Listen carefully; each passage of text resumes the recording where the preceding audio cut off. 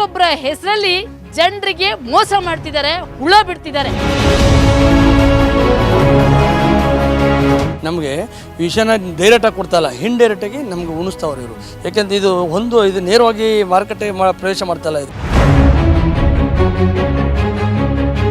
JD ಮಂಡ್ಯದವ್ರಿಗೆ phone ಮಾಡಿದ್ರು ಒಬ್ಬ ರೈತ, ಏನ್ರಿ ನೀವು ಮಾಡೋಕ್ಕಾಯ್ತದೆ, ನಾವು ಬ್ಲ್ಯಾಕೆ ಮಾಡ್ತೀವಿ ಅನ್ನೋ ಮಟ್ಟದಲ್ಲಿ ಮಾತಾಡ್ತಾವ್ರೆ. ರೈತರು ನಿತ್ಯ ಆತ್ಮಹತ್ಯೆ ಮಾಡ್ಕೊಂಡ್ರು ಕೂಡ ಇವರು ನೆಮ್ಮದಿಯಾಗಿದ್ದಾರೆ. ಸರ್, ಇದು ಎರೆಗೊಬ್ಬರ ಅಲ್ಲ ಅಂತ ಹೇಳ್ತಾ ಇದ್ದೀರಾ? ಗೊಬ್ಬರ ಹೌದು, ಎರೆಗೊಬ್ಬರ ಅಲ್ಲ ಅಂತ ಹೇಳ್ತೀನಿ.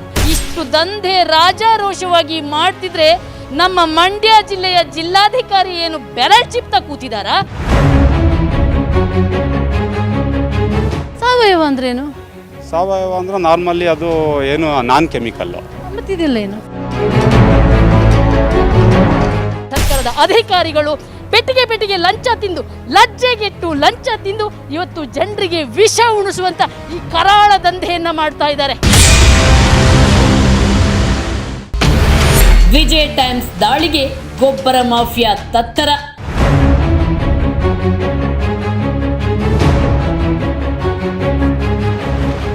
ಆರ್ಗ್ಯಾನಿಕ್ ಅಲ್ವಾ? ಆರ್ಗ್ಯಾನಿಕ್. ನೀವು ಪರ್ಮಿಷನ್ ತಗೊಂಡಿದ್ದೇನಕ್ಕೆ? Only organic.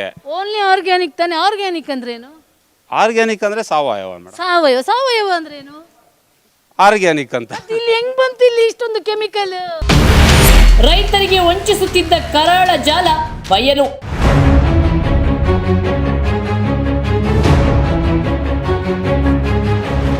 ಸರ್, ಇದು ಎರೆಗೊಬ್ಬರ ಅಲ್ಲ ಅಂತ ಹೇಳ್ತಾ ಇದ್ದೀರಾ? ಗೊಬ್ಬರ ಹೌದು, ಎರೆಗೊಬ್ಬರ ಅಲ್ಲ ಅಂತ ಹೇಳ್ತೀನಿ. ಇದು ಎರೆಗೊಬ್ಬರ ಅಲ್ಲ. ಇದಕ್ಕೆ ಇನ್ನೂ ಹುಳ ಬಿಟ್ಟಿಲ್ಲ, ನಾನು ಹುಳ ಬಿಡ್ತೀನಿ ಅಂತ ಹೇಳ್ತೀನಿ ಮೇಡಮ್ ಅವರೇ.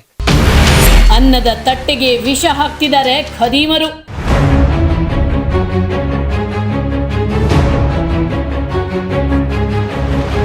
ಎಸ್, ವಿಜಯ್ ಟೈಮ್ಸ್ ನ ಕವರ್ ಸ್ಟೋರಿ ತಂಡ ಈ ಬಾರಿ ದಾಳಿ ಮಾಡಿದ್ದು ಕಳಪೆ ಗೊಬ್ಬರ ಮಾಫಿಯಾದ ಮೇಲೆ.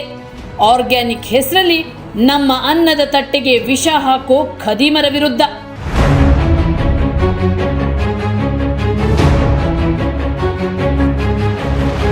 ಸರ್, ಇದು ನೀವು ಎರೆಗೊಬ್ಬರನೇ ಬನ್ನಿ ಈ ಕಡೆ ಬನ್ನಿ.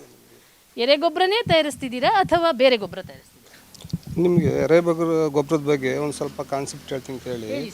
ನಾವು ಎರೆಹುಳನ ಪ್ಯೂರ್ ಎರೆಹುಳು ಗೊಬ್ಬರ ಮಾಡಬೇಕು ಅಂತಂದರೆ ಒಂದೇರು ತರಗ ಹಾಕೋದು, ಒಂದೇರು ಹಸಿರೆಲೆ ಗೊಬ್ಬರ ಹಾಕೋದು, ಒಂದೇರು ಮಣ್ಣು ಹಾಕೋದು, ಅದ್ರ ಮೇಲೆ ಲೇಯರ್ ಆಗಿ ಎರೆಹುಳ ಹಾಕಿ ಗೊಬ್ಬರ ಮಾಡೋದು ಒಂದು ಕಾನ್ಸೆಪ್ಟ್ ಇದೆ. ಯಾವುದೇ ಒಂದು ನೈಸರ್ಗಿಕ, ನೀವು ಯಾಂತ್ರಿಕವಾಗಿ ಮಾಡೋದು ಬೇಡ, ನೈಸರ್ಗಿಕವಾಗಿ ಮಾಡೋದು ಬೇಡ. ಎರೆಗೊಬ್ಬರ ತಿನ್ನು ಅಂತ ಫಾಸ್ಟಾಗಿ ಹೇಳೋಕ್ಕಾಗಲ್ಲ. ಅದು ಅದರದ್ದೇ ಪ್ರಕ್ರಿಯೆಯಲ್ಲಿ ತಿನ್ನುತ್ತೆ, ಅದರದ್ದೇ ಪ್ರಕ್ರಿಯೆಯಲ್ಲಿ ಹೊರಗೆ ಬಿಡುತ್ತೆ. ಸರ್, ನೀನು ಫಾಸ್ಟಾಗಿ ಗ್ಲೂಕೋಸ್ ಕೊಟ್ಕೊಂಡು ತಿನ್ನಿಸು ಅಂತ ಹೇಳಿದ್ರೆ ನೈಸರ್ಗಿಕವಾಗಿ ಯಾವ ಕ್ರಿಯೆಗಳು ಆಗಲ್ಲ. ಅದು ನೈಸರ್ಗಿಕವಾಗಿಯೇ ಆಗಬೇಕು. ಅದರದ್ದೇ ಕಾಲವನ್ನು ತಗೊಳುತ್ತೆ, ಅದರದ್ದೇ ಟೈಮಲ್ಲಿ ಮುಗಿಸುತ್ತೆ. ಹಂಗೆ ಹೇಳ್ಕೊಂಡು ನನಗೆ ಟನ್ಗಟ್ಟಲೆ ನಾನು ಆರ್ಡ್ರ್ ತೊಗೊಂಡಿದ್ದೀನಿ, 8 ಟನ್ ತೊಗೊಂಡಿದ್ದೀನಿ, 10 ಟನ್ ಆರ್ಡ್ರ್ ತೊಗೊಂಡಿದ್ದೀನಿ, ಮಾಡ್ತೀನಿ ಅಂತ ಎರೆಗೊಬ್ಬರದಲ್ಲಿ ಕಾಂಪಿಟೇಷನ್ ಮಾಡೋಕ್ಕೆ ಸಾಧ್ಯ. ಈ ಥರ ಕಾನ್ಸೆಪ್ಟಲ್ಲಿ ನೀವು ಮಾಡ್ಬೋದು ಮೇಡಮ್. ಈ ಥರ ಕಾನ್ಸೆಪ್ಟ್ ಎರೆಗೊಬ್ಬರ ಅಲ್ಲ ಸರ್ ಅದು. ಹಾಗಾದ್ರೆ ಅದು ಎರೆಗೊಬ್ಬರ ಹೇಳಿ ಆಯಿತು. 1 ಇಯರ್ದು ಒಂದೊಂದು ಸಲ ನಮ್ಮ ಹಳ್ಳಿ ಇದರಲ್ಲಿ 1 ವರ್ಷಕ್ಕೊಂದ್ಸಲ ತಿಪ್ಪೆನ ಖಾಲಿ ಮಾಡ್ತಾರೆ. 1 ವರ್ಷಕ್ಕೊಂದ್ಸಲ ಆ ಗೊಬ್ಬರನ ಹಾಕಿರ್ತಕ್ಕಂಥದ್ದು 1 ವರ್ಷಕ್ಕೊಂದ್ಸಲ ಖಾಲಿ ಮಾಡ್ತಾರೆ. ನಾನು ಎಲ್ಲಿ 50% ಆಗಿರೋದು ನೀವು ತೋರಿಸಿ ಸರ್ ನನಗೆ. ಬನ್ನಿ, ಇದು 50%, 100%, ಅಲ್ಲ 10%? ಸರ್, ಇದು ಅಲ್ಲ, ನನಗೆ ನೀವು ಹೇಳಿ ಸರ್, ಇದು 50%, 10%, 100% ಅಂತ ಹೇಳಿ. 50% ಆಗಿದೆ ಮೇಡಮ್. ಇದು 50% ಇದು ಎರೆಹುಳ ತಿಂದು ಬಿಟ್ಟಿರೋದು. ಇದು ಇನ್ನು 50% ಆಗಕ್ಕೆ ಎಷ್ಟು ಟೈಮ್ ಬೇಕು? ಈ ಮಿನಿಮಮ್ ಒಂದು 2-3 ಮಂತ್ಸ್ ಬೇಕಿದ್ದು. ಸರ್, ಇದು ಆಗಕ್ಕೆ ಎಷ್ಟು ಟೈಮ್ ಬೇಕಾಗಿತ್ತು? ಇನ್ನೊಂದು 2-3 ತಿಂಗಳು ಬೇಕಿದ್ದು. ಆಗಕ್ಕೆ ಎಷ್ಟು ಬೇಕಾಗಿತ್ತು ಸರ್? 50%? ಅದೊಂದು 4 ತಿಂಗಳು ಆಗಿರ್ತದೆ ಅಲ್ಲೇ ತರೋಕ್ ಮೊದ್ಲೇನೆ. ಏನಿಲ್ಲ, ಗೊಬ್ಬರ ಕೊಡ್ತಾ ಇದೀವಲ್ವಾ? ಎರೆಗೊಬ್ಬರ ಕೊಡ್ತಿಲ್ಲ, ಗೊಬ್ಬರ ಕೊಡ್ತೀವಿ. ನಾವ್ ಯಾರಿಗೂ ಕೊಡ್ತಾ ಇಲ್ಲ ಆ ಟೈಪು ಎರೆಗೊಬ್ಬರ ಅಂತ ಪರ್ಟಿಕ್ಯುಲರ್ ನಾವೇನು ರೈತನ ತಗೊಂಡೋಗಿ. ಯಾಕೆ ನೀವೇ ಹೆಮ್ಮೆಯಿಂದ ಹೇಳ್ತಿದ್ದೀರಿ ಇದು ಎರೆಗೊಬ್ಬರ? ನಿಮಿಷ, ಇಲ್ಲಿ ಕೆಲವೊಂದು ನಿಯರ್ ಅಲ್ಲಿ ಕೆಲವರು ಮಧ್ಯ ಸೆಂಟ್ರಲ್ ಎಲ್ಲೋ ಗದ್ದೆ ಇರ್ತದೆ, ಅಲ್ಲಿಗೆ ತಗೋಕಾಗಲ್ಲ ಅಂತವ್ರು ಒಂದು 20 kg 5 kg ಬಂದು ತಗೊಂಡೋಗಿ ಹಾಕ್ತಾರೆ. ನಾನ್ ಕೇಳ್ತಿರೋದು, ನೀವು ಎರೆಗೊಬ್ಬರ ಅಂತ ನೀವು ಎರೆಗೊಬ್ಬರ ಅಲ್ಲ, ಅದು ಬಿಡಿ. ನೀವು ಮಾರ್ತಿರೋದು ಎರೆಗೊಬ್ಬರ ಅಂತನಾ ಗೊಬ್ಬರ ಅಂತ ಮಾಡ್ತಾ ಇದೀವಿ ಮೇಡಮ್. ಅದು ಬೇಕಿತ್ತು ಆನ್ಸರ್. ನೋಡಿ, ಇವರು ಈಗ ಗೊಬ್ಬರ ಅಂತ ಕೊಡ್ತಿದ್ದಾರೆ ಬಿಟ್ರೆ ಎರೆಗೊಬ್ಬರ ಅಂತ ಕೊಡ್ತಿಲ್ಲ ಅಂತ ಇವ್ರು ಹೇಳ್ತಿದ್ದಾರೆ. ಆದ್ರೆ ಇಲ್ಲಿ ಮಾಡ್ತಿರೋ ಕಾನ್ಸೆಪ್ಟ್ ಏನು ಹೇಳ್ತಿದ್ದಾರೆ ಅಂದ್ರೆ, ಆರಂಭದಲ್ಲಿ ನಾವು ಇಲ್ಲಿ ಬಂದಾಗ ನಾವು ಎರೆಗೊಬ್ಬರ ಮಾಡ್ತಿದ್ದೀವಿ, ಸಿಸ್ಟಮ್ಯಾಟಿಕ್ ಆಗಿ ಮಾಡ್ತಿದ್ದೀವಿ. ಆದರೆ ನಾವು ಸಾಕಷ್ಟು ತಿಳ್ಕೊಂಡು ಮಾಡ್ಕೊಂಡು ಬಂದವರು ನಮ್ಮ ಜೊತೆ ರೈತರು ಇದ್ದಾರೆ, ರೈತ ಮುಖಂಡರು ಇದ್ದಾರೆ, ನೋಡಿದ್ದಾರೆ.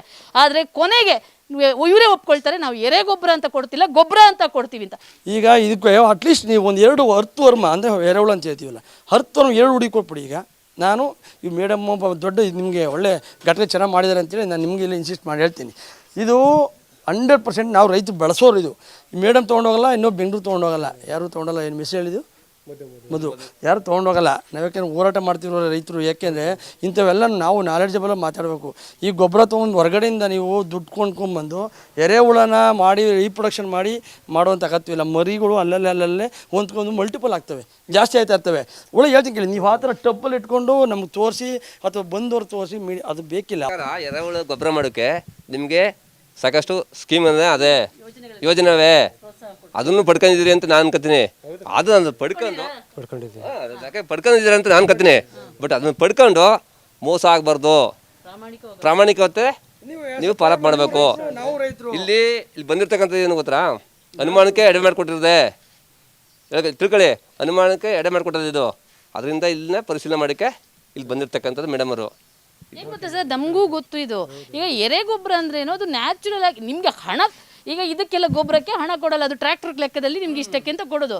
ಇದಕ್ಕೆ ವಿಶೇಷವಾಗಿ ಚಂದ ಮಾಡಿ ಪ್ಯಾಕ್ ಮಾಡಿ ನಾವೆಲ್ಲ ಈಗ ಸಿಟಿಯವರು ಪಾಪ ಒಂದೊಂದು ಕೆಜಿಗೆ ನೀವು ಎಷ್ಟು ರೂಪಾಯಿ ಕೊಟ್ಟರು ತೊಗೊಂಡು ಹೋಗ್ತಾರೆ. 49 ರೂಪಾಯಿ 89 ರೂಪಾಯಿ ಎಲ್ಲ ಕೆಜಿ ಕೊಟ್ಟರು ತೊಗೊಂಡು ಹೋಗ್ತಾರೆ, ಯಾಕಂದರೆ ಜೆನ್ಯೂನ್ ಇರುತ್ತೆ ಅಂತ. ಬಟ್ ಇಲ್ಲಿ ನೀವು ಗೊಬ್ಬರನ ತೊಗೊಂಡು ಬಂದು ಅದ್ರ ಮೇಲೆ ಹಾಸಿ ಆಮೇಲೆ ಇಲ್ಲಿ ಜರಡಿ ಮಾಡಿ ನೀವು ಕೊಟ್ಟಾಗ ಪೇಟೆಯವರನ್ನ 1 ದಿನ 2 ದಿನ ಮೋಸ. ಆದರೆ ರೈತರು ಅವ್ರ ಟನ್ಗಟ್ಲೆಯಲ್ಲಿ ಎರೆಗೊಬ್ಬರನ ಹೌದಪ್ಪ ನಮ್ಮವರು ಎರೆಗೊಬ್ಬರ ಅಂತ ಹಾಕಿ ಮಾಡಿದಾಗ ಅದು ಮೋಸ ಆಗಲ್ವ ಅಲ್ಲಿ? ಈ ಗೊಬ್ಬರನೇ ಅಲ್ಲ ಇದು. ನೀವೇನಿದ್ರು ಎಲ್ಲ ಥರದ ವೇಸ್ಟ್ ಕಾಂಪೋಸ್ಟ್ ಏನು ತಂದು ಹಾಕಬೇಕು. ಅದು ತಿಂಗಳಾರ್ಗಟ್ಲೆ ಟನ್ನು ಹೇಳ್ದ ತಿಂಗಳು ನಿಮ್ಮ ವೈಫ್ ಹೇಳಿದ್ರು 8 ಟನ್ನು ಅಂತ. ಎಲ್ಲಿ ಘಟಕ ಎಲ್ಲಿ ತೊಗೊಂಬರಬೇಕು? ಎಕರೆಗಟ್ಟಲೆ ಬೇಕು 8 ಟನ್ ತೊಗೊಂಬರೋಕ್ಕೆ. ಅಗ್ರ ಹೂ ಥರ ಅದು ಯಾವುದೋ ಎರೆಹುಳು ಗೊಬ್ಬರ ಡ್ರೈ ಆದಾಗ ಇದನ್ನು ನೀವು ಅಂತ ಹೇಳ್ಬಿಟ್ಟೆ ಇದು ಬಿಡ್ತೀನಿ ಮೇಡಮ್ ಅಂತ ಹೇಳಿ ಪಾಪ ಅವ್ರು ತಲೆಗೆ ಉಳಬಿಟ್ಟೆ ಅವ್ರು ಹೇಳ್ದಂಗೆ.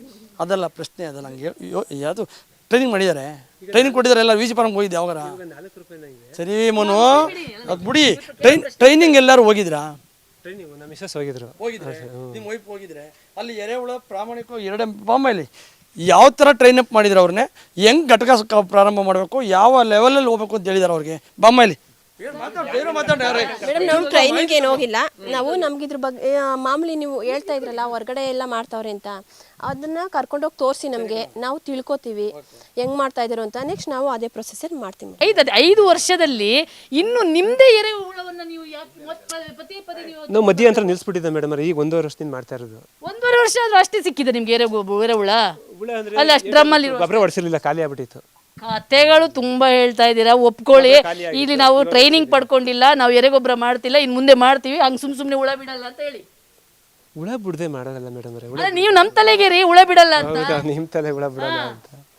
ಸರಿ ಮೇಡಮ್ ಅವರೇ, ಆಯ್ತು ಬಿಡಿ ಮೇಡಮ್ ಅವರೇ, ಮುಂದೆ ಮಾಡೋಣ ಬಿಡಿ. ಇವಾಗ ಅವ್ರು ಹೇಳಿದ್ರಲ್ಲ ಪ್ಯೂರ್ ಎರೆಗೊಬ್ಬರ ಮಾಡ್ತಾ ಇದ್ರಂತೆ, ನಮ್ಗೆ ಕರ್ಕೊಂಡೋಗಿ ತೋರಿಸಿ ಅವ್ರ ಹತ್ರನೇ ಟ್ರೈನಿಂಗ್ ತಗೋತೀವಿ, ಮಾಡ್ತೀವಿ. ನೆಕ್ಸ್ಟ್ ನಾವು ಇದನ್ನ ಎರೆಹುಳ ಬಿಡ್ತಾ ಇದೀವಿ. ಬಟ್ ನಾವು ಹೊರಗಡೆ ಎಲ್ಲ ಎರೆಹುಳ ಗೊಬ್ಬರ ಇದು ಅಂದ್ಬಿಟ್ಟು 30 ರೂಪಾಯಿ 40 ರೂಪಾಯಿ ಕೊಟ್ಟು ಪ್ಯಾಕ್ಗಳು ಮಾಡಿ ಮಾರ್ತಾರಲ್ಲ, ಆ ಥರ ಫ್ರಾಡ್ ಕೆಲಸ ಅಂತೂ ನಾವು ಮಾಡ್ತಾ ಇಲ್ಲ. ನಿಮ್ಮ ಹೆಸರಲ್ಲಿ ಫ್ಯಾಕ್ಟ್ರಿಗಳು ಮಾಡ್ತವೆ, ಅದು ನೀವು ಈಗ ಫ್ಯಾಕ್ಟ್ರಿ ಕೊಡ್ತೀರಲ್ಲ ಮೇಡಮ್, ಇವಾಗ ಅದನ್ನೆಲ್ಲ ತಿದ್ಕೋತೀವಿ. ನಮಗೂ ಇಷ್ಟ ಅವ್ರು ಮಾಡ್ತಿದ್ದಾರೆ, ಅದು ಗೊತ್ತು ತಾನೆ ನಿಮ್ಗೆ? ಇಲ್ಲ ಮೇಡಮ್, ನಮ್ಗೆ ಗೊತ್ತಿರ್ಲಿಲ್ಲ. ಇವಾಗ ಸರ್ ಎಲ್ಲ ಹೇಳಿದ್ರು. ಅಲ್ಲ, ಅವ್ರು ಯಾಕೆ ತಗೊಳ್ತೋಗ್ತಾರೆ ಅಂತ ನಿಮ್ಗೆ ಗೊತ್ತಿರ್ಲಿಲ್ವಾ? ಗೊತ್ತಿರ್ಲಿಲ್ಲ ಮೇಡಮ್. ಏನು ಅಂತ ಕೊಡ್ತಾ ಇದ್ರಿ?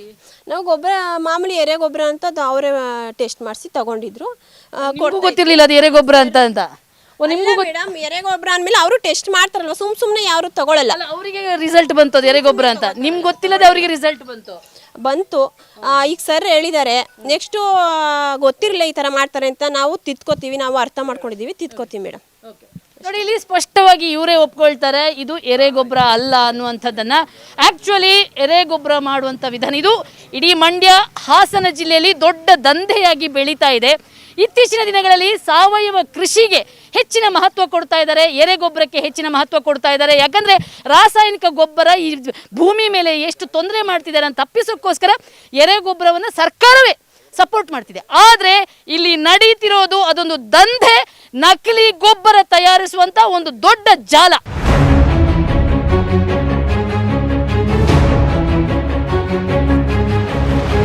ಈ ನಕಲಿ ಎರೆಗೊಬ್ಬರದ ದಂಧೆ ಇಲ್ಲಿಗೆ ನಿಲ್ಲಲ್ಲ.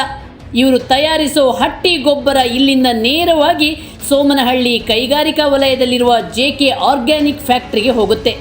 ಇಲ್ಲಿ ಈ ಗೊಬ್ಬರಕ್ಕೆ ಮತ್ತೆ ಒಂದಿಷ್ಟು ರಾಸಾಯನಿಕಗಳು ಬೆರಕೆಯಾಗಿ ಎರೆ ಗೊಬ್ಬರ ಹೆಸರಲ್ಲಿ ಭರ್ಜರಿ ರೇಟ್ಗೆ ಮಾರುಕಟ್ಟೆಗೆ ತಲುಪುತ್ತೆ.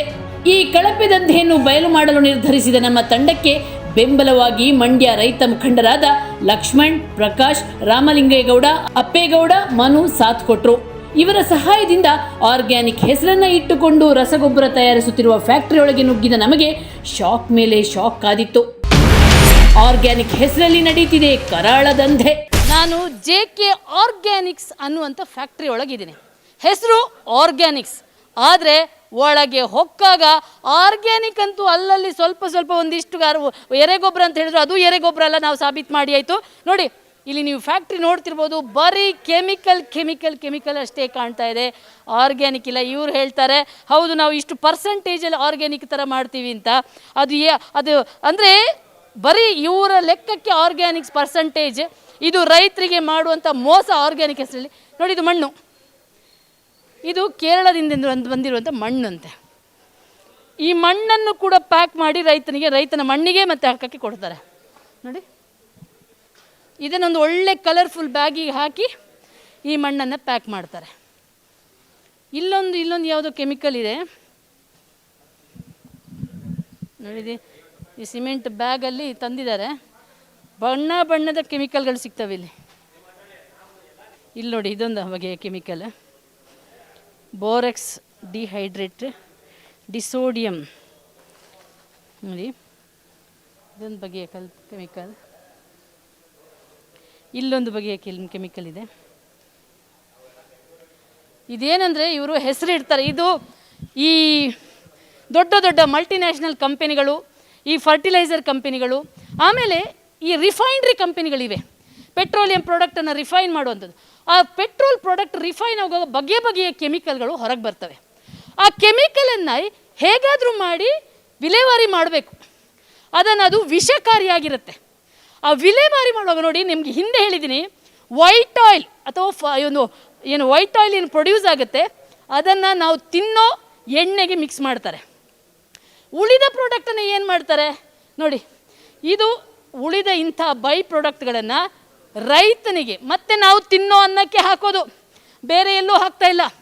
ಇದನ್ನು ರಾಸಾಯನಿಕ ಫರ್ಟಿಲೈಸರ್ಗೆ ಇಷ್ಟಿಷ್ಟು ಪರ್ಸೆಂಟೇಜ್ ಇಷ್ಟಿಷ್ಟು ಪರ್ಸೆಂಟೇಜ್ ಇದ್ದರೆ ಅದು ಆರ್ಗ್ಯಾನಿಕ್ ಲೆವೆಲಿಗೆ ಹೋಗ್ಬಿಡುತ್ತಂತೆ. ಕೆಮಿಕಲ್ ಅಲ್ಲ ರೀ, ವಿಷನೇ ತಾನೆ. ಅದು 1% ಇದ್ರೂ ವಿಷನೇ, 2% ಇದ್ರೂ ವಿಷನೇ. ಇವರ ಲೆಕ್ಕಾಚಾರದಲ್ಲಿ ಇಷ್ಟು ಪರ್ಸೆಂಟಲ್ಲಿ ಕಡಿಮೆ ಇದ್ದರೆ ಅಂದರೆ ಅದು ಆರ್ಗ್ಯಾನಿಕ್ ಅಂತ ಇವ್ರ ಲಿಸ್ಟಲ್ಲಿ ಕೊಡೋದು. ಹಂಗೆ ಹೇಳ್ಕೊಂಡು ಅದಕ್ಕೆ ಆರ್ಗ್ಯಾನಿಕ್ ಅಂತ ಲೇಬಲ್ ಹಾಕಿ ಈ ರೀತಿ ನೋಡಿ ರಾಶಿ ವಿಷವನ್ನು ಗೊಬ್ಬರದ ರೂಪದಲ್ಲಿ ಮಾರಾಟ ಮಾಡ್ತಿದ್ದಾರೆ. ಎರೆಗೊಬ್ಬರ ನಾವು ಅಲ್ಲಿ ನೋಡಿದ್ವಲ್ಲ, ಹೇಗೆ ಅವನು ಎರೆಗೊಬ್ಬರ ಅಲ್ಲ ಅಂತ ಹೇಳಿದ, ಅವನ ಗೊಬ್ಬರ ನೋಡಿ ಇಲ್ಲಿ ಬಂದುಬಿಟ್ಟಿದೆ ನೋಡಿ, ಇದು ಎರೆಗೊಬ್ಬರ ಅಂತ ಹೇಳ್ತಾರೆ. ಇದು ಎರೆಗೊಬ್ಬರ ಅಲ್ಲ, ಅವನೇ ಹೇಳಿದ ಹಾಗೆ ಇದು ಎರೆಗೊಬ್ಬರ ಅಲ್ಲ. ಅದಕ್ಕೆ ಇನ್ನೊಂದಷ್ಟು ಕೆಮಿಕಲ್ಗಳನ್ನು ಹಾಕ್ತಾರೆ. ಈ ಸಕ್ಕರೆ ತಯಾರು ಮಾಡುವಾಗ ಆಗುವಂಥ ಬೂದಿ ಮತ್ತು ಇದಂತೆ ಇವೆಲ್ಲ ನೀಮ್ ಮಡ್ ಇವೆಲ್ಲವನ್ನು ಸೇರಿಸಿ ಪ್ರಾಡಕ್ಟ್ ಮಾಡ್ತಾರೆ. ಅದನ್ನು ಆರ್ಗ್ಯಾನಿಕ್ ವರ್ಮಿ ಕಾಂಪೋಸ್ಟ್ ಅಂತ ಕೊಡ್ತಾರೆ. ಎರೆಗೊಬ್ಬರ ಅಂತ ನಾವು ಬಕ್ರಗಳು ಹೌದು ಇದು ಎರೆಗೊಬ್ಬರ ಅಂತ ಹೇಳ್ಕೊಂಡು ಹಾಕ್ತೀವಿ, ಆದರೆ ಕ್ವಾಲಿಟಿ ಚೆನ್ನಾಗಿರುತ್ತೆ ಅಂತ ನಾವು ಒಪ್ಕೊಳ್ತೀವಿ. ಯಾಕೆ ಹೇಳಿ, ಇದು ಗೊಬ್ಬರ, ಇಲ್ಲಿ ಕೆಮಿಕಲ್ಗಳು, ಮತ್ತೆ ಅದೇ ಕೆಮಿಕಲ್, ಅದು ಯಾವ ಕಾರಣಕ್ಕೂ ಎರೆಗೊಬ್ಬರ ಅಲ್ಲ, ಮತ್ತೆ ಕೆಮಿಕಲ್ ಹಾಕಿ ಡಬಲ್ ಪ್ರೈಸಿಗೆ ಏನದು, ಯಾಕಂದರೆ ನಾವು ಆರ್ಗ್ಯಾನಿಕ್ ಅಂತ ತಿಳ್ಕೊಂಡಿರ್ತೀವಲ್ಲ, ಎರೆಗೊಬ್ಬರ ಅಂತ ತಿಳ್ಕೊಂಡಿರ್ತೀವಲ್ಲ, ಹಾಗಾಗಿ ಡಬಲ್ ಪ್ರೈಸ್ ಕೊಡ್ತೀವಿ. ಯಾಕಂದರೆ ನಮ್ಮ ಭೂಮಿ ನೈಸರ್ಗಿಕವಾಗಿರುವಂಥದ್ದು, ಹಾಗಾಗಿ ಡಬಲ್ ಪ್ರೈಸ್ ಕೊಡ್ತೀವಿ. ಆದರೆ ಇಲ್ಲ ಆಗ್ತಿರೋದು ಅದೇ ರಾಸಾಯನಿಕ ದಂಧೆ, ಅದೇ ರಾಸಾಯನಿಕ ಗೊಬ್ಬರದ ದಂಧೆ. ಆದರೆ ಸರ್ಕಾರವೇ ಜನರಿಗೆ ವಿಷ ತುಳಿಸುವಂಥ ಕೆಲಸ ಮಾಡ್ತಿದೆ. ಅದೇ ಸರ್ಕಾರದ ಅಧಿಕಾರಿಗಳು ಪೆಟ್ಟಿಗೆ ಲಂಚ ತಿಂದು, ಲಜ್ಜೆಗೆಟ್ಟು ಲಂಚ ತಿಂದು ಇವತ್ತು ಜನರಿಗೆ ವಿಷ ಉಣಿಸುವಂಥ ಈ ಕರಾಳ ದಂಧೆಯನ್ನು ಮಾಡ್ತಾ ಇದ್ದಾರೆ.